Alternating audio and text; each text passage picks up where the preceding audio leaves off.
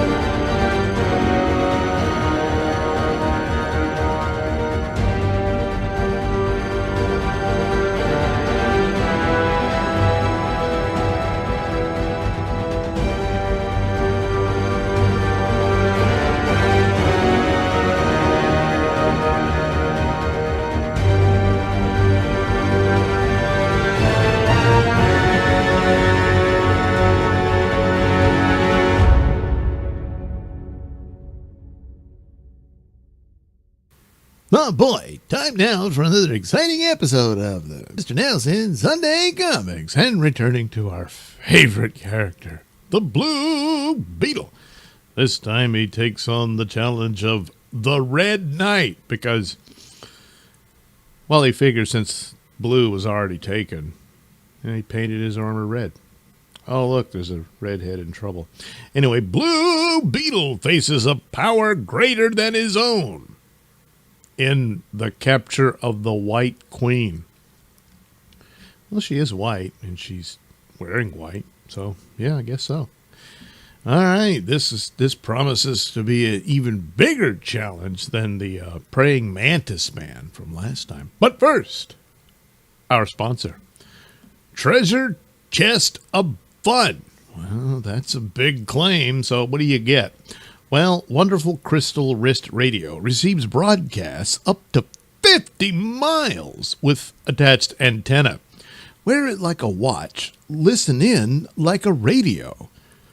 Well, I mean, like the watch operates as a radio, but it makes it sound like you become the radio when you listen to it.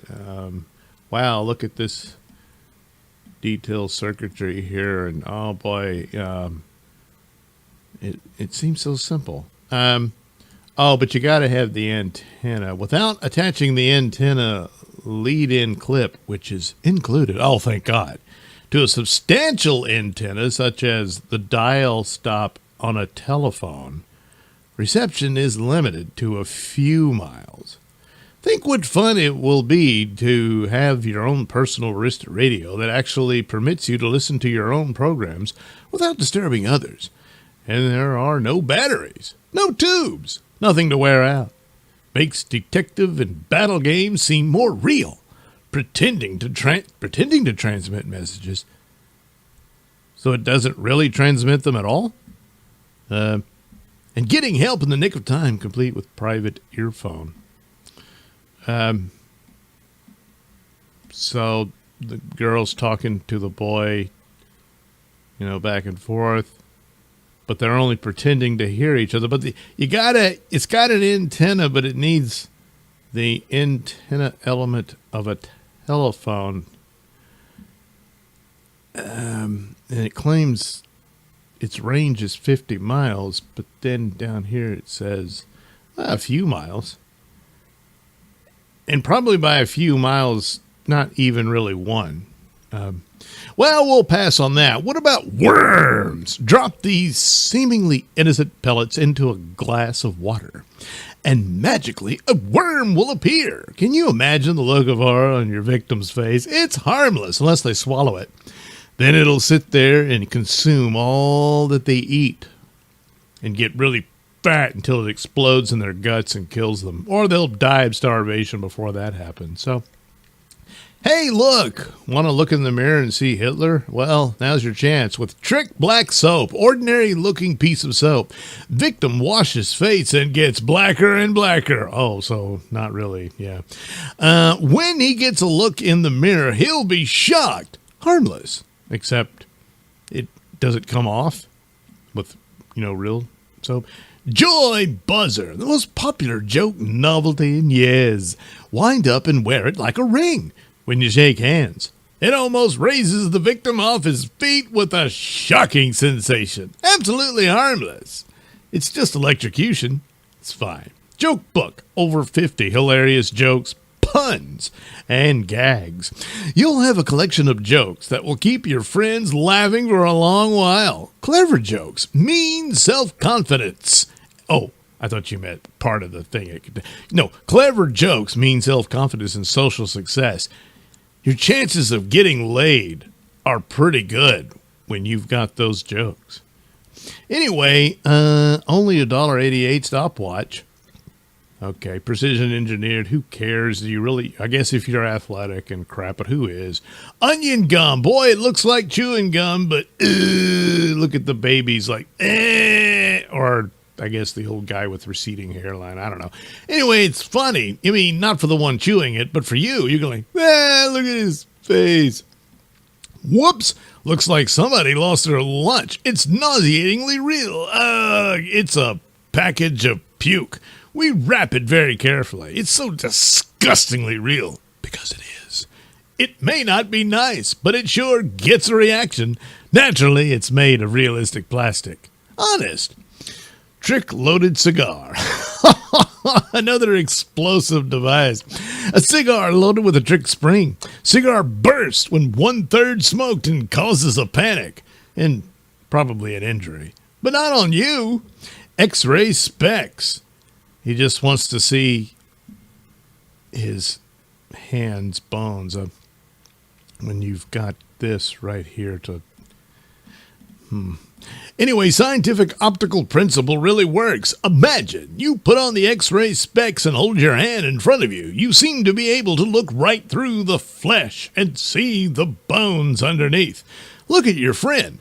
Is that really his body you see under his clothes? What the hell are you guys about here? What about her? I mean, she's right. Money changer. Yeah, just like a professional money changer. Attaches to any belt. Holds pennies, nickels, dimes, and quarters. So there you go. Great, huh? Atomic smoke bomb. It's an atomic bomb that makes a lot of smoke, too. Cool. Boomerang. It just keeps coming back. Jiu-jitsu. You, too, can be tough. Master Jiu-jitsu, and you'll win any fight. This book gives you all the grips, blocks, etc., which are so effective in counterattack. It's a free book. All you got to do is send $1. So not entirely free, but, So there you go. Honor House Products Corporation, Lynbrook, New York. So all you got to do, take your little screen cap, and send off for all these delightful things that will change your life forever. Cool, huh? And now, our feature presentation. Carlton Comics give you more. Blue Beetle! That's what it does. Challenges the Red Knight. Sure, okay. I can't even dent that shield. I can't stop him. That's embarrassing in front of the girl, And he's just like, ha ha. None can defeat the Red Knight. Now, no one can save the White Queen and the world. What was the strange power possessed by this mysterious figure who called himself the Red Knight? The dangerous and deadly game he played on a chessboard reaching from the earth to the stars involved the Blue Beetle in the most fascinating match in the history of mankind. Wow, that's something. With the freedom of all mankind, depending on the bravery and powers of that enemy of evil, the Blue Beetle, from 1965. Even on his tippy toes, he can't beat the Red Knight, Dr. Dan Garrett had received an invitation to dinner with his lifetime friend, physicist Lewis Cole. Their after-dinner chess game held no hint of the danger that would soon turn friend into foe. Observe, my friend, with this piece, the Red Knight, I have put you in position for the check and mate. Not so, Lou. You glow too soon. I capture your Red Knight with the White Queen. Wait! You can't! But it's true, darling, isn't it? You do think of yourself as sort of a Red Knight, and I am your White Queen, and I have captured your heart. What? Oh, yes, of course, Regina. In Lewis Cole's laboratory, built below the great medieval castle he had acquired to ensure privacy, the physicist showed Dr. Garrett his latest work. The government supplied me with this powerful moon rocket. That's right. It's going to rocket right into the moon. I have a titanium alloy heat shield on it now.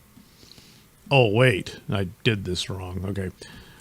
I get carried away, Dan. Forgive me. Both of you.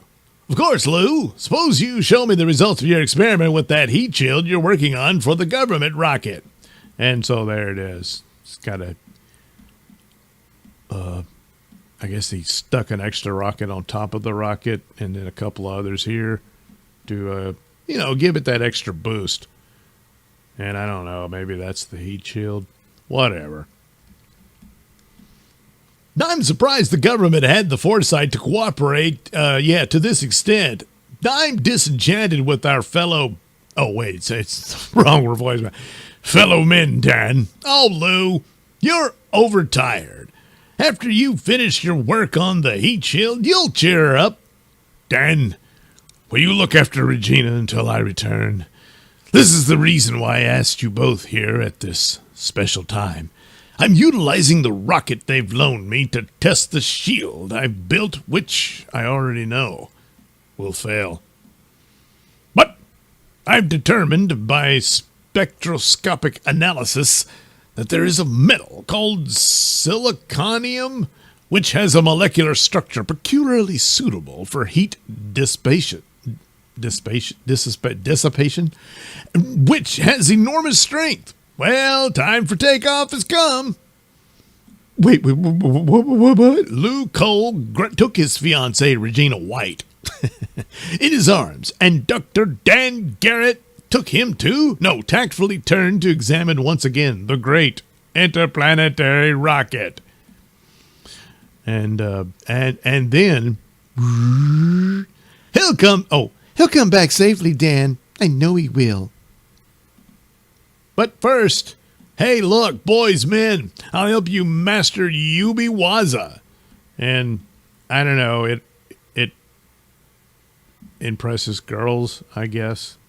I weigh only 98 pounds, yet I can paralyze a 200-pound attacker with just a finger. Wow. Pretty Japanese wife of New Jersey Fleming. Yubi-Waza master. So there you go. That's all you got to do. Where do you get all these secrets and become a new man? The Yubi-Waza System Department, 285 Market Street, Newark, New Jersey. So that's all you got to do. You send your $2.98 and, well, look, you can smash bricks and then you'll overcome your bashfulness and shyness, and this chick will want to jump your bones. So it's great. Everything works out. Look, Dan, his first stage rocket burned out, but his second stage hasn't ignited yet. Oh no, she's getting red-faced with worry. So in a flash, a thin slice of time, Dr. Dan Garrett leapt from the sight of the distraught girl. It took an instant to change from the staid archaeologist into the all-powerful Blue Beetle. Traveling incredibly fast, Blue Beetle zoomed away from Earth, pursuing the rocket containing his friend, Lou Cole. Oh man, it's hard to keep up. I've got to find out why the second stage rocket failed to fire, and do it fast. Boy, they're pretty far away from Earth. Using the unlimited powers granted by the great pharaohs of the Upper Nile, Blue Beetle touched the scarab from an ancient tomb. His powers were multiplied, and his eyes looked through the titanium and steel skin of the huge rocket. Knowing instantly the principles of the complicated internal mechanism, Blue Beetle perceived at once the reason for the rocket's failure. I see it. A defective wire in the firing circuit. I've got to transmit electrical energy past that broken wire. Boy, it's amazing what archaeologists know, about rocketry. Anyway, he zaps it. Yeah, that'll probably fix it. Suddenly, inside the great secondary stage, ignition took place. And off it goes and burns Blue Beetle's ass. Oh! The rocket was heading for Saturn, and the peculiar metal which the brilliant physicist hoped would provide man with the heat shield man needed for high-speed space travel. Saturn was, with her 9 moons and rings of blazing colors, loomed ahead of the astronautical physicist. Zzz. Inside the ship, Lou Cole hurriedly prepared for his work on the great planet on which he would shortly land. He was aware of the dangers awaiting him, of the methane and ammonia atmosphere. Whew. The small solid core of Saturn is surrounded by a deep, thick atmosphere. According to my calculations, I must penetrate to this core. Transparent crags. It's even better than I thought. If you say so, I don't know. Indifferent to danger, the physicist debarked. The mountains are glass-like in appearance, undoubtedly with a silicon base. I'll take a sample back to Earth with me. I've got a diamond-tipped And I didn't even mark the material. Okay, whatever. Luke Hull failed to mark the Saturn cliff. Then he tried tremendous electrical charges. This planet seems coated with a fine dust, which I changed by application of electrical heat. Now, I must load the silicates aboard the ship and transport them back to Earth. Later. I've got the material, but I think I stayed on the planet too long. The methane ammonia atmosphere had other impurities which I did not predict, and I'm losing consciousness. You're going off course, Lou. Use your servo rockets to control your course, Lou.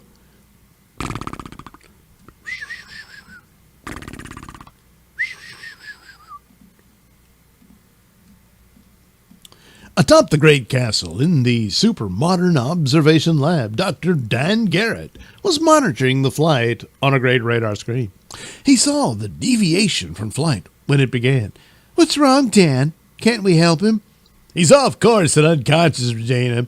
Excuse me for a moment. I gotta go take a dump." In a split second, Dr. Dan Garrett was Blue Beetle once more, screaming out into the blackness of space.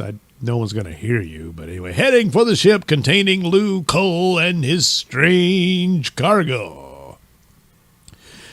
Got to get Lou down, find out why he went into coma, and help him. How do you know all that? Well, whatever. But it was unnecessary to assist Lou Cole. The physicist regained consciousness as Blue Beetle hurtled to his aid. "What's that character doing butting into my affairs? I've heard of Blue Beetle, and none of it was good. He's always butting into places where he's not wanted." Blue Beetle landed Lou Cole's spaceship softly in the great black and white tiled courtyard. "I didn't want or need your help, Blue Beetle. In future, keep away from me in this place. If you persist in interfering, it may cost you your life." "Lou, shame on you. The Blue Beetle saved your life." "Uh-oh, something has happened to him. This isn't like my old friend. What's wrong with him?" End of part 1. See part 2, the capture of the White Queen. Oh man, how can I turn away from that? I can't. I gotta find out. But first, well, we got to put up with this crap. The Gulf Stream. The Gulf Stream is a tremendous river of warm water flowing through the colder waters of the North Atlantic Ocean. The waters of the Gulf Stream abound with tropical species of fish. The Gulf Stream warms the coast of North America, making winters milder. Not far from the coast, fishermen are familiar with the warming effect of this oceanic river. Back in Boston, it's snowing right now. The most important effect of the Gulf Stream is the warming effect it has on France, the Low Countries, and the British Isles. We're further north than Labrador here, yet our climate is milder, thanks to the Gulf Stream. Stream. If this great river that heats whole continents were ever diverted, the Arctic cold would creep south again, even into her panties. The end. Well, I'm so glad we had that lesson. Now back to our story. Part number 2. Capture of the White Queen. Glaring at Blue Beetle, Lou Cole didn't seem like the same man who'd blasted off a few short hours before. Regina White stared at her fiancé in disbelief. "Get out of here and stay out. You'd better see a doctor, one of the NASA specialists in flight medicine.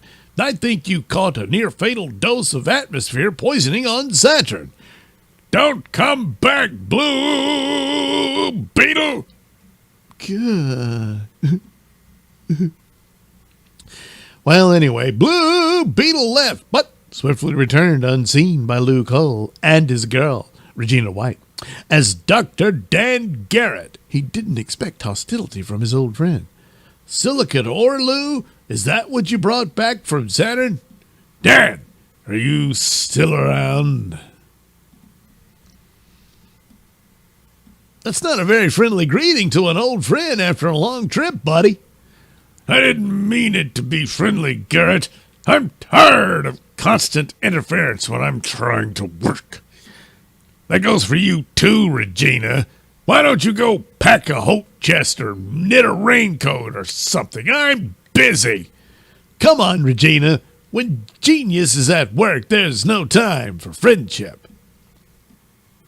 Dr. Dan Garrett waited while the teary girl packed her things, and then, Lou's got something big on his mind. Wonder what it is. Oh, wait a minute. Lou's got something big on his mind. Wonder what it is. He's changed, Dan. He acted as though he hates you, and he doesn't want me around either. So let's give him something to hate us about. Saturn's atmosphere is composed of methane and ammonia fumes. That's why it stinks. I wonder if they could dramatically alter a man's thinking this much. If Dr. Dan Garrett could have seen Lou Cole at that moment, he would have had the answer to that question. The electrical charges cannot penetrate the shield. No force can hurt me now.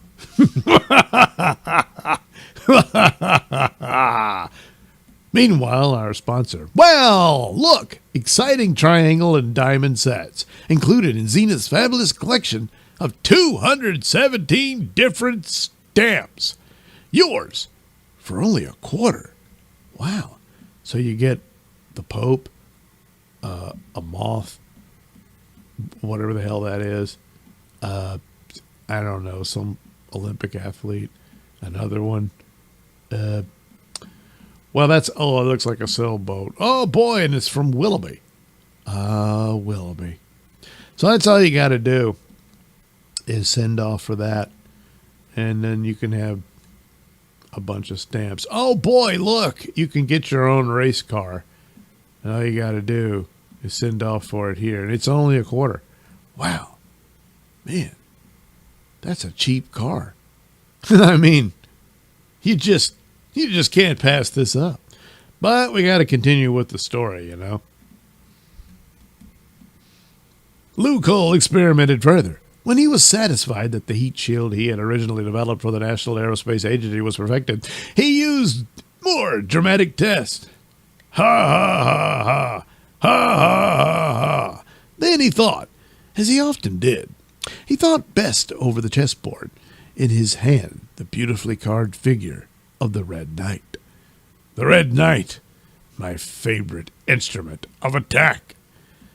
If I were you, Red Knight, I would eliminate my enemies and some of the ridiculous, inefficient conditions in the world. I could be you, Red Knight. With my siliconium shield, I'd be impervious to any impervious, I think it means, to any weapon known to mankind. Well, the rest was simple. A great black stallion treated with the mysterious Saturnian metallic glass, which probably would have killed it anyway, and a suit of armor made of the strongest material ever devised. Now, let any man dare challenge my powers. The Red Knight showed himself to the world near a great city, where, inspired by some perverse whim, he struck a great financial mart, daring the guards and their guns to stop him. What is it? It's a horse, galloping faster than the wind, discovering new properties of the mysterious metallic glass. The creature, who called himself the Red Knight, soared high over the countryside. How the hell is he doing? Well, okay. The object is flying at an estimated 600 knots. Destroyed, Major. Roger, hand out. Whatever it is, my guns can't hurt it. Ha, ha, ha, ha. Then the medieval warrior's spear leveled at the fighter plane and, well, he blew it to smithereens. Yeah. Well, this is getting serious. Yeah. The news burst upon an incredulous world. Commentators related them with the morsel with a chuckle and listeners laughed. All except two, who knew about Lou Cole and his preoccupation with the Red Knight. Man, the silly story of the week concerns a flying red knight. Right out of the pages of medieval history. This horseman flies around the countryside destroying modern jet fires. Oh, wait a minute.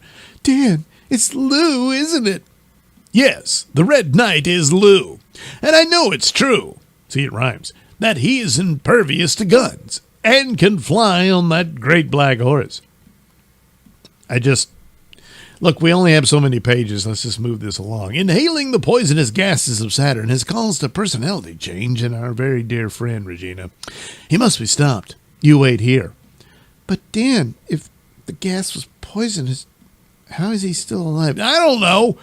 This was a task only the Blue Beetle was equal to, and he was on his way seconds later. I don't see Lou, nor any sign of the Red Knight. He could be anywhere. I really don't know what I'm doing. Then the Red Knight appeared, trotting out confidently to meet the only foe in the universe capable of giving him a battle. You are Lou Cole. You are ill, man. I am the Red Knight, you interfering fool. Prepare to die. Wasting no time, the Blue Beetle hurled himself at the Red Knight and was hurled back.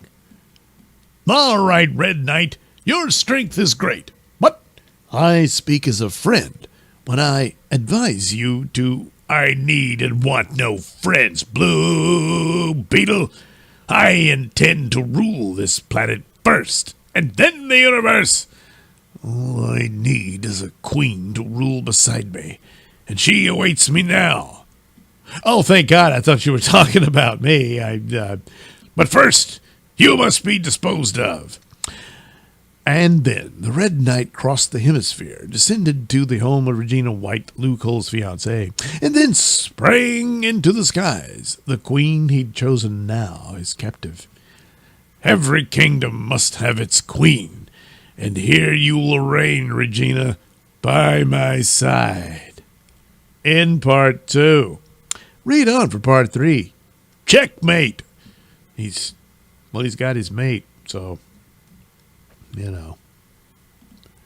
But first, an interlude. Oh, no, not another one. It's a nightmare. In the Great Smoky Mountains, newlywed Wayne Gilman and his bride were on a walking tour. He was walking ahead of Anne when the ground suddenly gave way beneath his feet.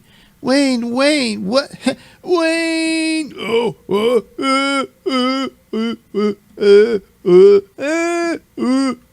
He fell a long way, and suddenly his fall was checked by a plunge into a strange pool of water. The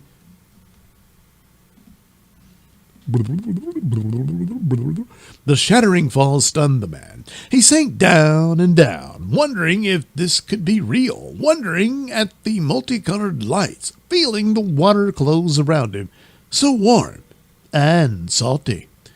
Can't move my arms or legs. I must be dying. Suddenly, a figure darted down beside him. It was a strange creature, but Wayne Gilman was not afraid of it. He sensed its goodwill. At some time, he was taken from the water by the thing. Other things were there, and they looked at him curiously. I must be dreaming all this. It's a nightmare, and it will end when I finally die. He felt himself prodded and probed, and somehow sensed that they examined him for internal injuries. He himself knew that he had been terribly damaged. I'm paralyzed. Probably have internal bleeding, too. Terribly weak. They took Wayne and the nightmare to another place. This one had great banks of instruments and lights, and other creatures who generally went over his body for other injuries. Man, he's messed up. Yeah. But first, another sponsor. Hey, make $3 to $5 an hour starting soon. Learn radio, TV, electronics, automation by practicing at home, in your spare time. Thousands of ambitious men gain success with NRA training. So there you go. You'll be a big shot in radio and TV. In the meantime, why not send off to China for some rockets? Jet engines that burn gas and a spy camera. Oh, it's all so great. What are you doing? Hurry up and order your crap from Estes Industries. Yeah. It's going to cost you $2, though. The catalog itself is it's $225, looks like. Yeah. Oh, wait. What about the career, the school? Well, there it is. So, it's mail order diploma or some crap, whatever. Anyway, back to our story. They made various repairs to Wayne Gilman. He felt no pain. He didn't? Well, then what's the big deal? And at some point, stopped thinking of what he was experiencing as being a nightmare. I'm tingling all over. Even my toes and fingers are. I have feeling in my hands and feet. I'm not paralyzed. He moved his hands and moved his legs, and the creatures excitedly zuzzed at each other. Okay. Then he was taken sort of floating. Well, they got little rockets on their backs, I guess. And a kaleidoscopic series of impressions told him he was being taken back through the caverns and up to the surface. I'm back in the cave. And I'm glad to see you. I must have hit my head when I fell down there. I had the darndest dream. Or a nightmare, you could call it. How long have I been down there? 4 days, darling. I almost died. Never would have seen you except you're all lit up from inside like an electric light bulb. I don't care if he flashes on and off every 5 seconds like a neon sign. I've got him back alive. That's all that counts. I'm going to make you glow from the inside out too, honey. And they lived happily ever after. The end. Oh, look, some fan art. See, some guy said, hey, I can redesign the suit. He's been stuck in the same pair of tights for a long time. Maybe change it up, But it looks like a big M. Call him Blue Beetle Man. I don't know. Well, whatever. And now, back to our story. Part 3. Checkmate.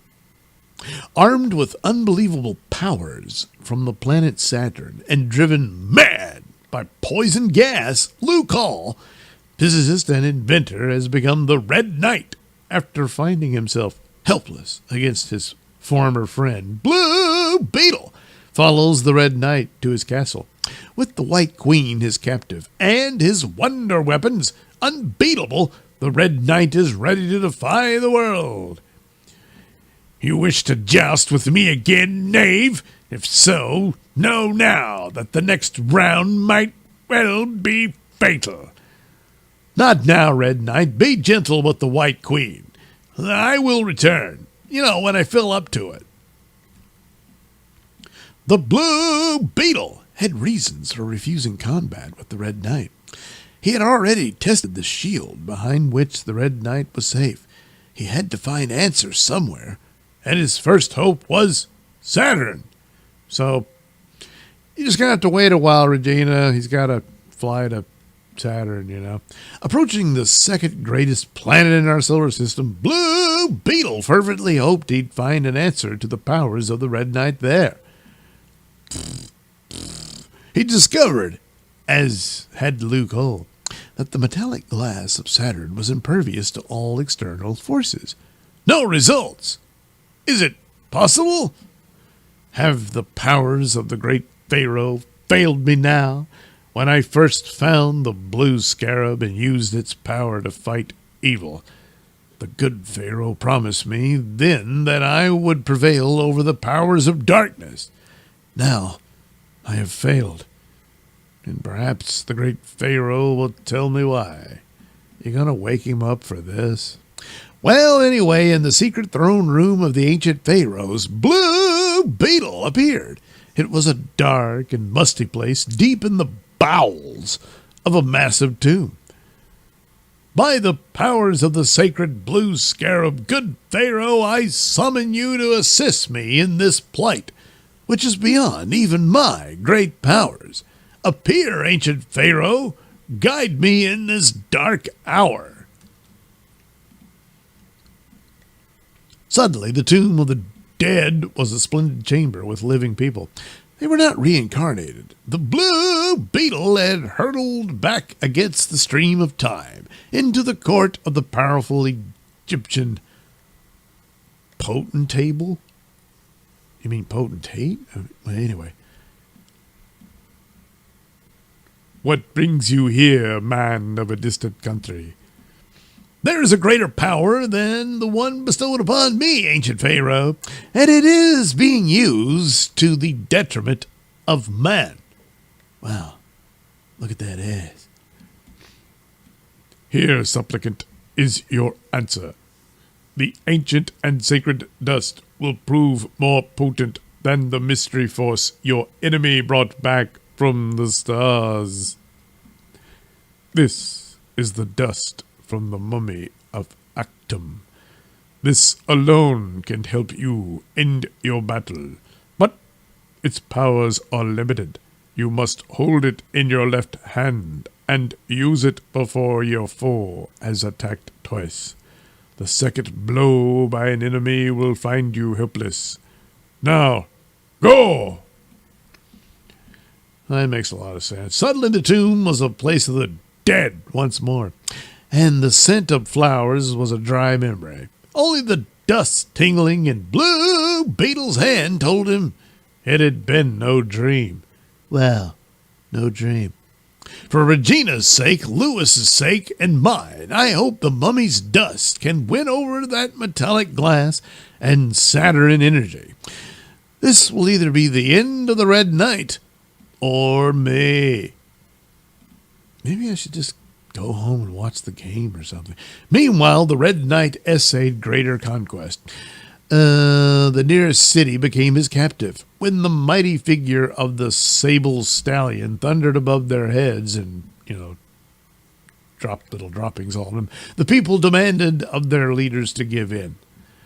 The message from the Red Knight is to be calm. Have no fear. We are his captives, but he will be benevolent. A benevolent role. When it suits me. Anyway, this was the first step on the Red Knight's road to world rule. His brain, warped by the gases of Saturn, still retained the great love he, as Luke Hull, had always felt for Regina Wright. Lou, stop this madness. Undo the evil you have done.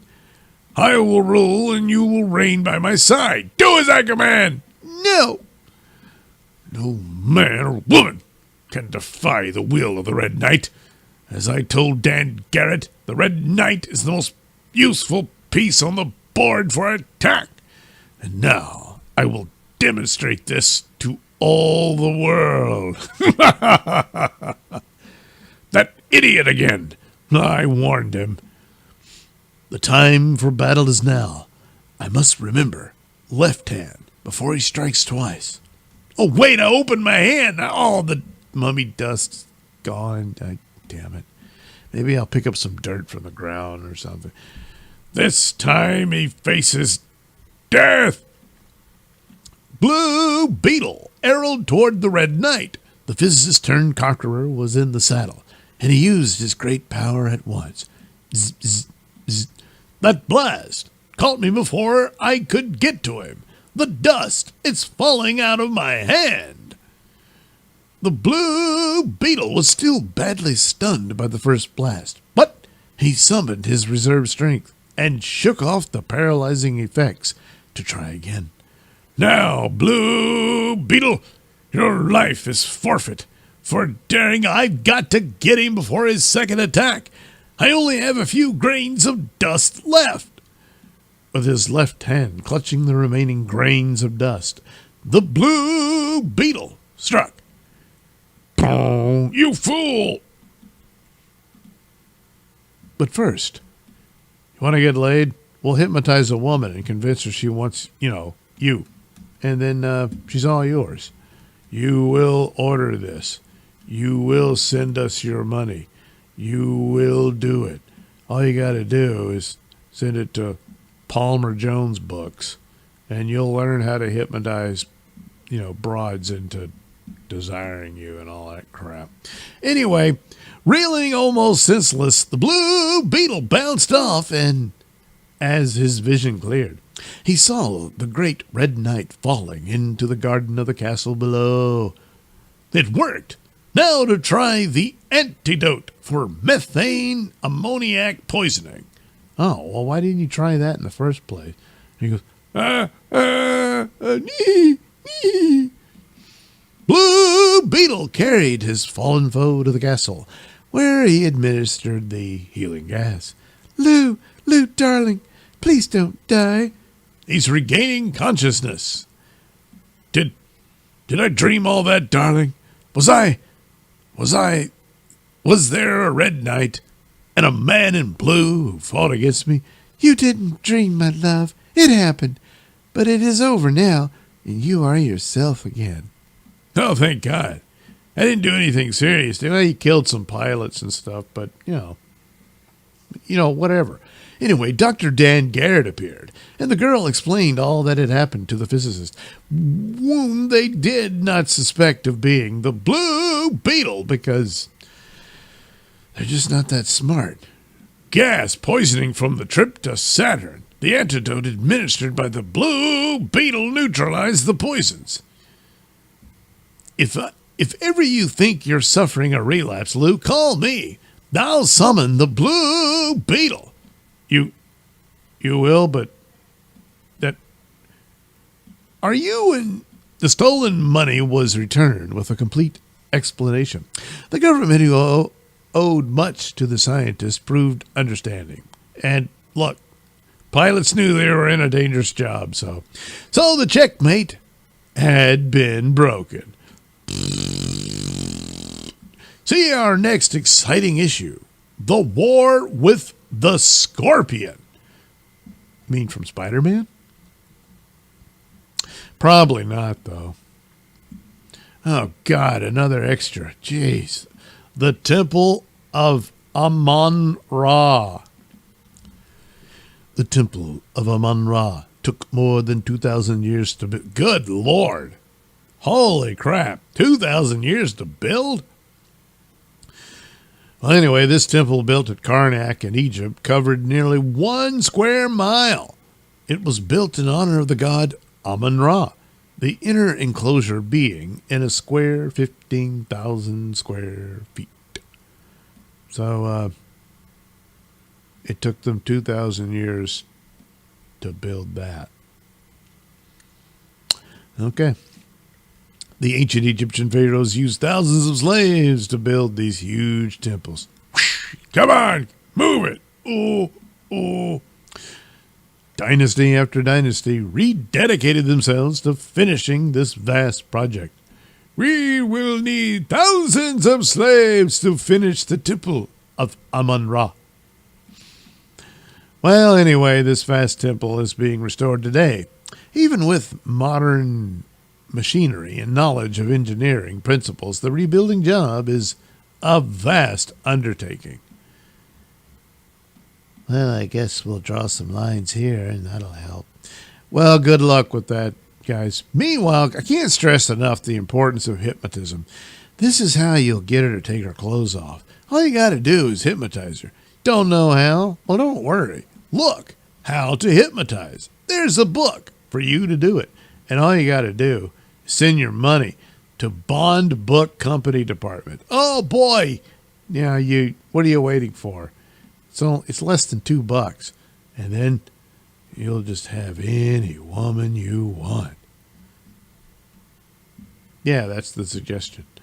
So there you go. Looks like we've gotten through another exciting adventure of the Blue Beetle. Oh boy, what's in store next time? I don't know. But I don't know. I'll find something. There's got to be something. There usually is.